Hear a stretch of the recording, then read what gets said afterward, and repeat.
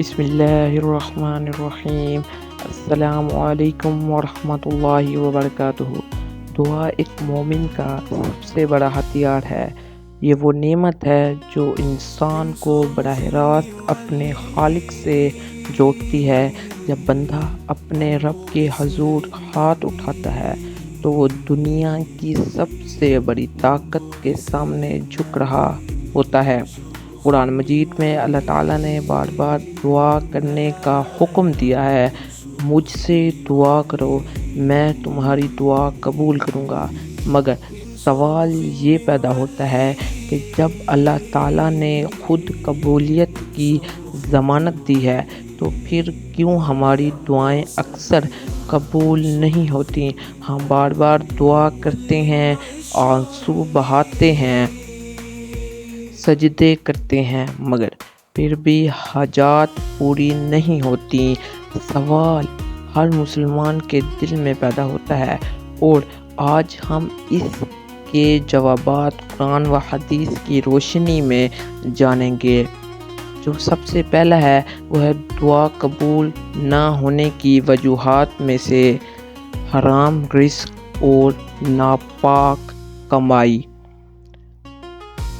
ایک بڑی وجہ یہ ہے کہ ہم اپنی روزی اور کمائی کا خیال نہیں رکھتے۔ رسول اللہ صلی اللہ علیہ وآلہ وسلم نے فرمایا، ایک شخص لمبا سفر کرتا ہے، اس کے بال بکھرے ہوئے ہیں، کپڑے غبارے آلود ہیں اور آسمان کی طرف ہاتھ اٹھا کر کہتا ہے، یا رب یا رب، لیکن اس کا کھانا حرام کا ہے، اس کا پینا حرام کا ہے، اس کا لباس حرام کا ہے اور اس کی پرورش حرام پر ہوئی ہے، تو اس کی دعا کیسے قبول ہوگی؟ یہ حدیث ہمیں بتاتی ہے کہ حرام کھانے اور پینے سے دعا کا دروازہ بند ہو جاتا ہے۔ آج کے دور میں سود، رشوت، دھوکہ اور جھوٹ سے کمایا ہوا پیسہ ہماری دعاؤں کی قبولیت میں رکاوٹ بن جاتا ہے۔ نمبر 2، جلد بازی اور بے صبری۔ ہم اکثر دعا کرتے ہیں لیکن فوراً نتیجہ چاہتے ہیں۔ اگر فوراً حاجت پوری نہ ہو تو دعا چھوڑ دیتے ہیں، حالانکہ حدیث پاک میں آیا ہے، تم میں سے ہر ایک کی دعا قبول کی جاتی ہے جب تک وہ یہ نہ کہے کہ میں نے دعا کی مگر قبول نہ ہوئی، اور وہ دعا مانگنا چھوڑ دے۔ اللہ کے ہاں ہر دعا سنی جاتی ہے لیکن قبولیت کا وقت اللہ کے علم کے مطابق ہوتا ہے۔ کبھی وہ فوراً پوری ہو جاتی ہے، کبھی تاخیر سے، اور کبھی اس کے بدلے میں کوئی بڑی مصیبت ٹال جاتی ہے۔ نمبر 3، گناہوں پر اصرار۔ جب انسان گناہوں میں ڈوبا رہتا ہے اور توبہ نہیں کرتا تو دعا کی تاثیر ختم ہو جاتی ہے۔ قرآن پاک میں ہے، ان کے اعمال کی قبولیت میں رکاوٹ یہی ہے کہ وہ اپنے رب اور اس کے رسول کے منکر ہیں۔ اسی طرح گناہوں میں لگے رہنا، نماز ترک کرنا اور دل کو سخت کر لینا دعا کی قبولیت میں بڑی رکاوٹ ہیں۔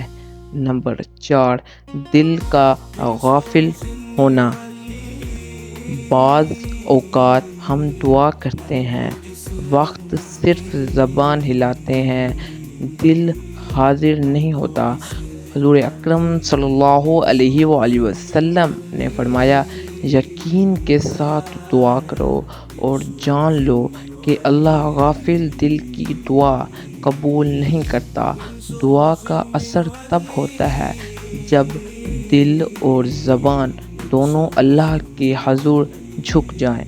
نمبر 5، دعا میں ادب کی کمی۔ دعا کے بھی آداب ہیں۔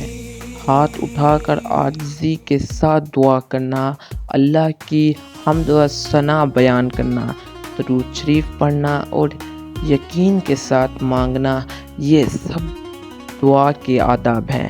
اگر دعا میں یہ ادب نہ ہو تو قبولیت کم ہو جاتی ہے۔ نمبر 6، رزق اور تقدیر کا معاملہ۔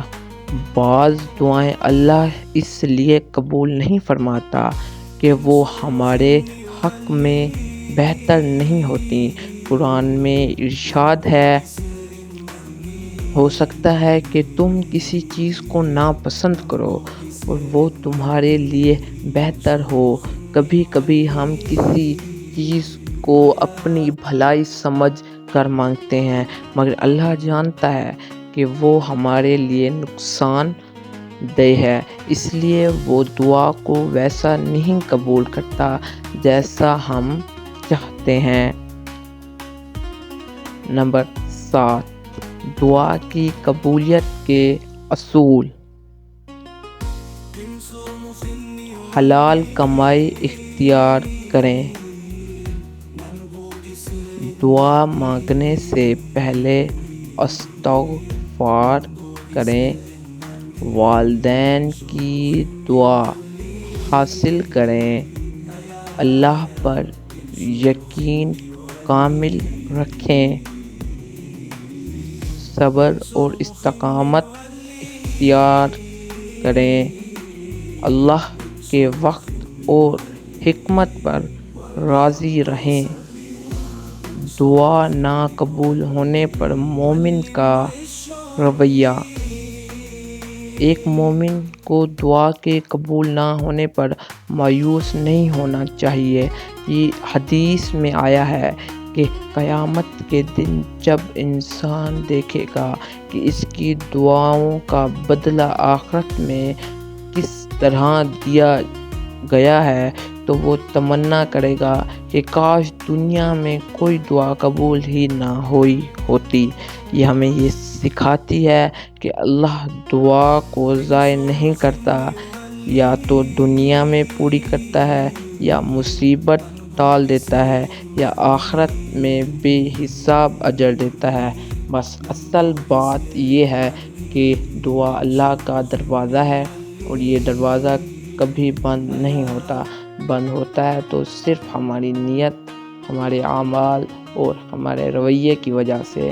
ہمیں چاہیے کہ ہم حلال کمائی اپنائیں، اپنے دل کو اللہ کی طرف متوجہ کریں، گناہوں سے توبہ کریں اور دعا میں صبر وقت یقین رکھیں۔ جو شخص سچے دل سے دعا کرتا ہے اللہ اسے کبھی خالی ہاتھ نہیں لوٹاتا۔ اگر آپ ہمارے چینل پہ نئے ہیں تو کائنڈلی اس کو سبسکرائب کر لیں۔ امید کرتا ہوں آپ کو ہماری یہ اچھی لگی ہوگی۔ آپ اپنا خیال رکھیے، تب تک کے لیے اللہ حافظ۔